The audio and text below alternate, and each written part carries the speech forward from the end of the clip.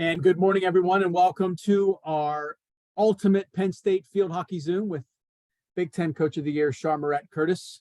We are heading to the national semifinals. We get to play North Carolina on Friday at noon. We are excited and ready to go. Char, how you feeling?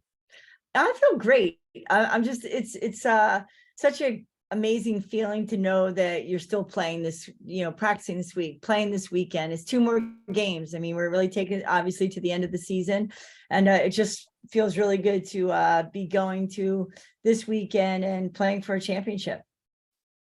The trip home, I know the girls were super excited, and I know you as a coaching staff were super excited. Yeah. What was going through your head as you have to get ready? You knew you were playing North Carolina. You got to get ready for that game. But you'd kind of been pointing to this moment for a while now. And in a year where the field was under transition and all that stuff, what was going through your head on the plane ride home? It really was like, what a great season, what this team has accomplished to this date. And we're still playing. We're still not done. And, I did say to them, I reminded them when we met preseason meeting in August, you come in the 133 and you're talking to, this team is awesome. You can win a national championship. I'm like, oh, Pat, please don't say that. And then Pat Kraft comes in. He's like, hey, I know you guys are really talented. You can win a national championship. I'm like, no. It's August. It's August. And, it's nice to finally have that conversation with them. Yeah. Now's the time. So let's get focused on winning a national championship. We actually talked about it before we went out to Michigan. This is the NCAA. This is what it's all about. It's winning a national championship, not just getting to the next round, not just getting to the Final Four, but, putting all our hard work together, putting all our, strategies, communication, just composure, defense, offense together for this opportunity. Yeah. How's the team feel? I mean, so 2 vastly different games last weekend. We just came out against Louisville, and firing on all cylinders is a bit of an understatement. Yeah.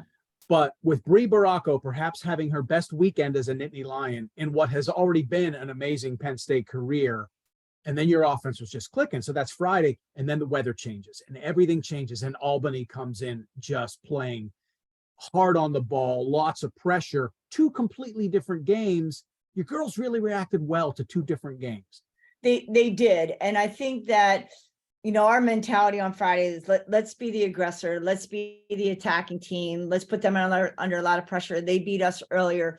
The way their style is, we can predict almost their ball movement. Let them pass, let them possess, and then let's go at them. Albany just totally different. They could pass the ball and then they could go, or they could just go. They're very unpredictable.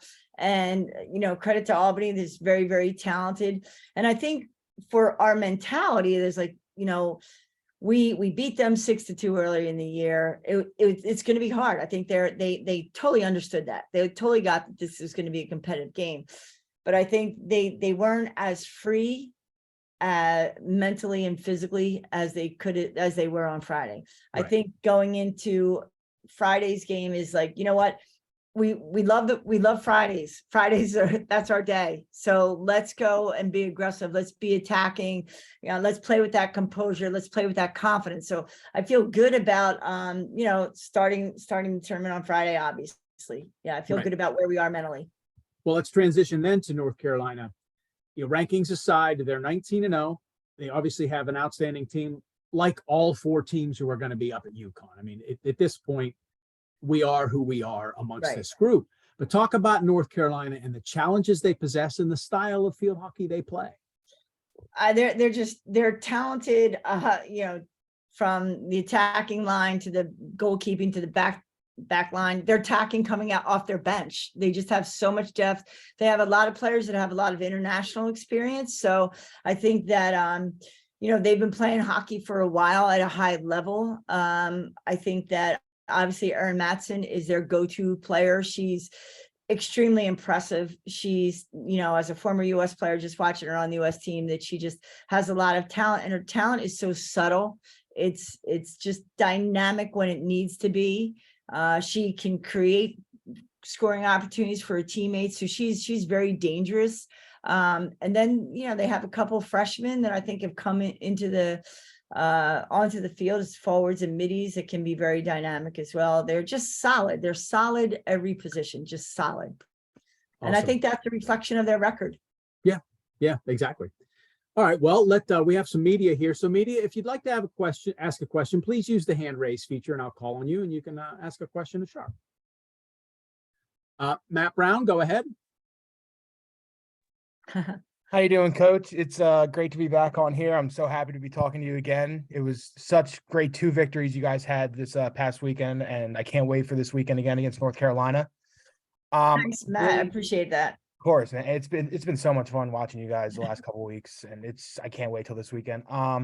So I really just wanted to talk about what was really the difference maker between Friday's win and Sunday's win against Louisville. Louisville, you came out really strong, scoring 5 goals. It's something you guys don't do that often. You get those couple 1, 2, 3 goals in the games, and then you're playing some great defense throughout the game. And then Albany felt a little different.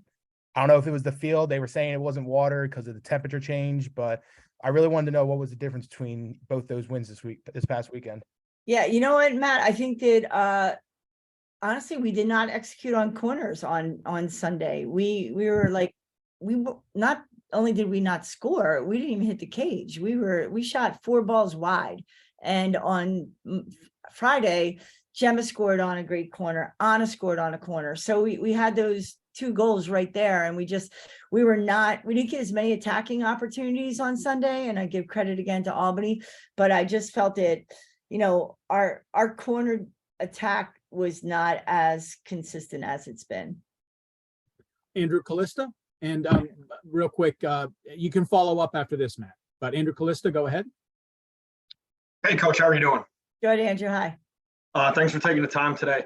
Wanted to ask you about Mackenzie Alessi. Obviously, I've covered her from when she was at Donegal, and she had big goals constantly throughout high school. She had a golden goal to win a state championship.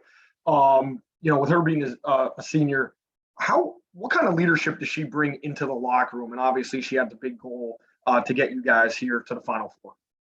Mackenzie is, I would say this, she's actually a quiet leader. Like she's a big personality with her play on the field, but I would say, she's very connected to her teammates. She's very inspires her teammates, is a great friend to all of them.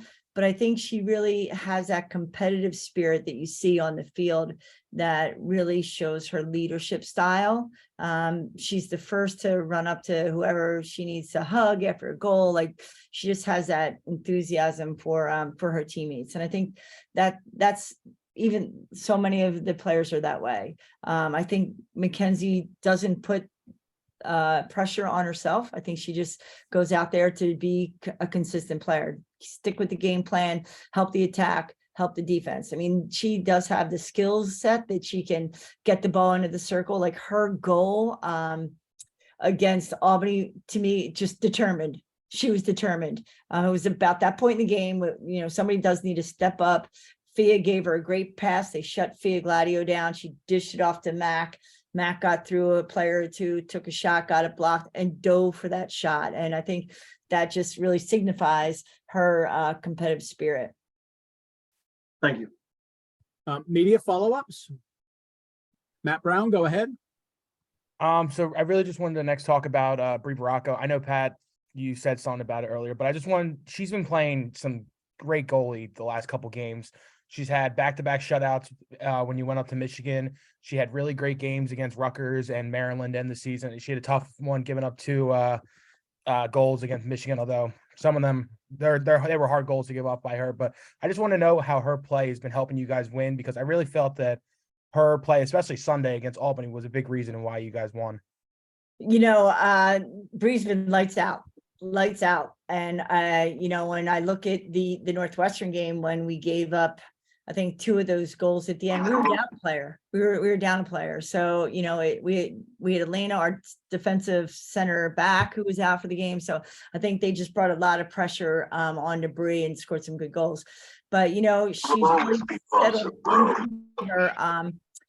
settled into her position where she really protects the goal line. I mean, she doesn't try to be, the hero of the game. She just really tries to be steady. And we've talked a lot about that. And I feel like she brings composure to the defense.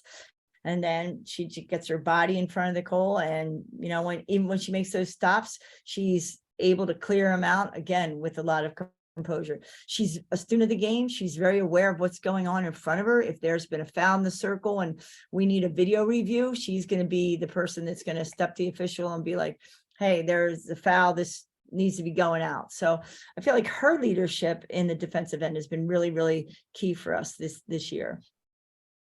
Andrew Callista? Coach, just to follow up on, obviously the Big Ten is one of the premier conferences when it comes to field hockey. When you look at the seed lines, you guys are the only ones without a number next to your name. Do you guys go in with a little chip on your shoulder with that, knowing that they only seed 1 through 4, but still that you're there? And does that serve as a little extra motivation? I don't know. Maybe the players feel a little differently about it. For us, I've said to them all season, we lost to Northwestern and we played so well. And I just said to them, like, wow, you are a very good team. That was impressive. I know we lost the game, but there's so many positive takeaways from the game. And then we played even better against Iowa. We played even better against Maryland. We played even better against Louisville. So I feel this team is just on a great positive trajectory. And it is all about being, at the peak of your game when you go into a tournament like this. So I wouldn't say that, last year, the top 4 teams were all Big Ten teams. And when they were seeded, and none of us proceeded to the championship round. This year, 2 have, and we're the one that was, sort of outside the top 4. But we know within our conference that there are, 8 teams that could be going into this weekend. Matt Brown? Just really wanted to wrap it up with, I just wanted to know what your overall game plan going to North Carolina. They played great field hockey all year. Obviously haven't lost all season, which is absolutely incredible in my opinion to not lose at this point. But I just want to know what you're focusing on this week in practice and really focusing on to try and get the W on Friday. Yeah, we just want to really make sure that we're connected as a team, from our outletting piece to our pressing piece. Like, they're the 2 most important, situations on the field. If we can get some high pressure on the ball, force them to turn it over, obviously be very aware of our attacking options inside the 25 and how we're going to defend the 25. So inside the 25s are really a big part of our focus this week. Also, just like, hey, what can be thrown at us? Like, up a man, down a man or woman, up, when we're with the lead, when we're behind. There's just so many situations that we really want to make sure that, we have covered and how to close out a game. The other thing is our corner execution, our corner defense is a high priority right now. Any other questions from the media? All right, well, Char, I want to give you a second before I stop the recording and let everyone go. I just kind of want you to wrap this up here today as you get ready to head to UConn Wednesday. Give us your final thoughts heading out. You got a number of friends and alumni who join us every week, and they're here again on our Zoom. Give us your thoughts and head us out. I'm so proud of this team. Tell them all the time, like, they're just a group of women that really care for each other, love each other, and play for each other. And I think it speaks volumes, their style of play.